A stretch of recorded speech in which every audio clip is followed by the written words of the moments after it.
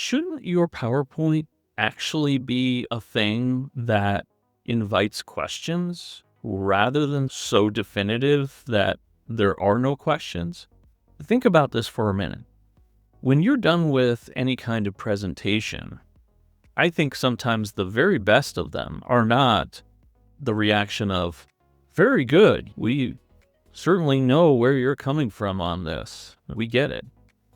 That sounds like it's good, but the reality is that you're going to have much more of a positive outcome when somebody is saying, okay, yeah, just a few questions on what you were talking about there. And it's not purely to clarify, but more of a launch pad into a dialogue. So this is why many times slides that try to say too much are actually to the detriment of the person presenting. If you can get people excited to say, what did you mean by that? Or what are you trying to say with that? Not saying, I don't get it. No, they get it. We want to make sure they get it.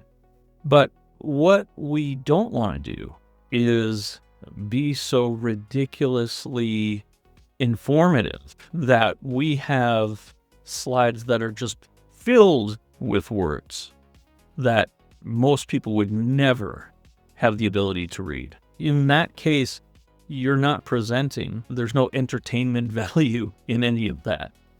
Entertainment matters, and having a dialogue matters, because the more time you have either during or at the end of your presentation, the more you're going to have the ability to really find common ground and chemistry. There's no chemistry when you're doing a presentation, and that's because you're the one talking. You're the one that they may appreciate what it is that you're saying, and hopefully they do. But there's no back and forth going on. And that's the thing that is so important here. The sooner you can get into the understanding of not only what you're saying, but also making it come to life for that person so that they can own it. Make no mistake, when it's a presentation that you're giving, nobody owns it except you.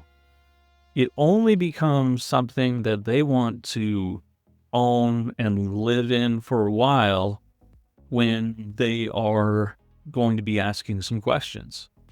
And if you can get them to do that, and you can spend good quality time in there, at least 5 minutes, that's an indicator they're trying to visualize how this works. How is this going to come to fruition? How is this going to be implemented? What does that look like? They're envisioning it when they ask those questions. If you have no questions, they're not envisioning anything. They're just, okay, we understand you, but they haven't made it their own. And that's why the most important thing you can do is leave a little bit on the table for a conversation. It'll be worth it.